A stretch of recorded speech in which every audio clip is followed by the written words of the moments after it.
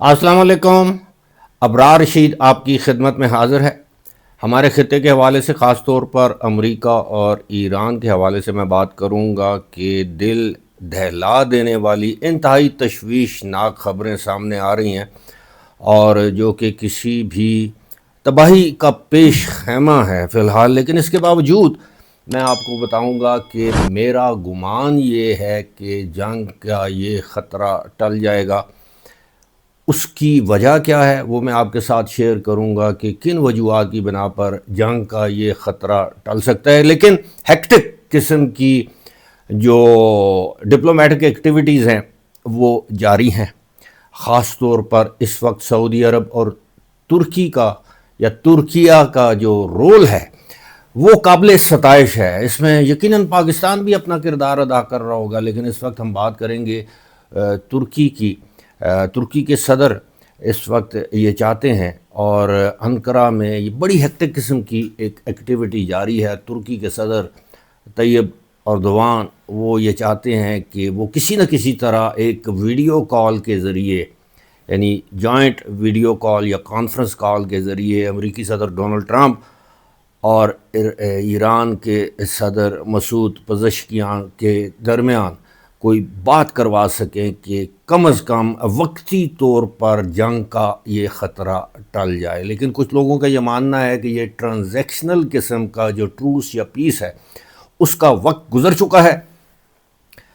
ایک جانب امریکی صدر نے کہا ہے کہ ایران کے پاس اب وقت ختم ہو گیا ہے، وہ نیوکلیئر ڈیل کرے، اور دوسری جانب ایران کی طرف سے جس قسم کے رد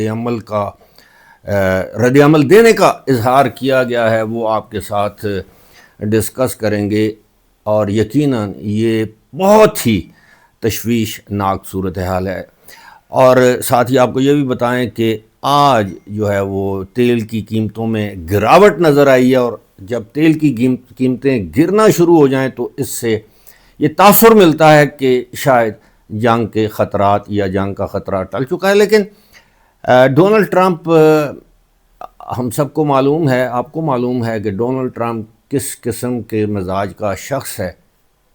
اور جیسے اسرائیل کہے گا ڈونلڈ ٹرمپ وہی کرے گا، بلکہ اسرائیل نہیں، جیسا کہ نیتن یاہو کہے گا ڈونلڈ ٹرمپ وہی کرے گا۔ لیکن ایران کی جانب سے اب ایک تازہ جو دھمکی نہیں، بلکہ میں تو اس کو دھمکی سے کچھ زیادہ کہوں گا، وہ ایران نے یہ کہا ہے کہ اگر ہمارے اوپر حملہ کیا گیا، امریکہ کی جانب سے حملے میں پہل کی گئی، تو ہم خطے میں جو امریکہ کی جتنی بھی بیسز ہیں ان کو ملیہ میٹ کر دیں گے، اور یہی نہیں بلکہ امریکی جو بحری بیڑا ہے اس کی اپنی ولنربلٹیز ہیں، یعنی وہ بھی ایران کی دسترس میں ہے یا ایران کی پہنچ میں ہے، اور ایران کے جو جتنے بھی میزائل ہیں وہ بحری بیڑا ان کی پہنچ میں ہے، اور وہ امریکہ کو شدید ترین نقصان پہنچانے کے قابل اپنے آپ کو ایران سمجھتا ہے۔ اور یہ کہا گیا ہے کہ یہ پھر وار جو ہے وہ ان لمیٹڈ ہوگی، یعنی اس کی کوئی حد نہیں ہوگی، کوئی کیلکولیٹڈ رسپانس نہیں دیا جائے گا۔ اب یہ بڑی امپورٹنٹ بات ہے، لیکن آپ کو میری اگر آپ ماضی کی ویڈیوز دیکھیں کہ ڈونلڈ ٹرمپ کو جب کسی جانب سے بہت بڑا خطرہ محسوس ہوتا ہے کہ اس کے، یعنی امریکہ کے یا ڈونلڈ ٹرمپ جب امریکہ کا صدر ہے تو وہ ان تمام اثاثوں کو اپنا اثاثہ سمجھتا ہے۔ اثاثوں سے مراد یہ ہے کہ ڈونلڈ ٹرمپ کو جس دن یہ باور کروا دیا گیا CIA کی جانب سے، ان کی دیگر انٹیلیجنس ایجنسیز کی جانب سے یا موساد کی جانب سے یہ باور کروا دیا گیا کہ ایران ایسی سٹرائک بیک کرنے کے قابل ہے جس سے امریکہ کو جس ناقابل یقین حد تک یا جس کی توقع امریکہ نہیں کرتا، اس توقع کے خلاف یا اس کی توقعات سے بڑھ کر امریکہ کو نقصان ہو سکتا ہے، تو ڈونلڈ ٹرمپ یہ حملہ کرنے کی حماقت کبھی نہیں کرے گا۔ لیکن ابھی تک کی جو صورتحال ہے اس میں ڈونلڈ ٹرمپ نے یہ کہہ رکھا ہے کہ وہ حملہ کرے گا، کیونکہ اتنا بڑا بحری بیڑا اس علاقے میں لے کر آنا، اور 7-8 دن لگ گئے، اور اس پر بہت زیادہ لاجسٹک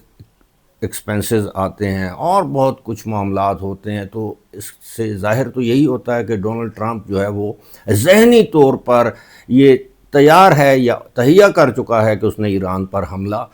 کرنا ہے۔ دوسری جانب جس طرح میں نے بتایا ہے کہ ایران کے پاس سینکڑوں نہیں ہزاروں ایسے میزائل ہیں جو کہ ابھی دنیا نے دیکھے بھی نہیں، اور نہ کسی کو پتہ ہے کہ وہ کس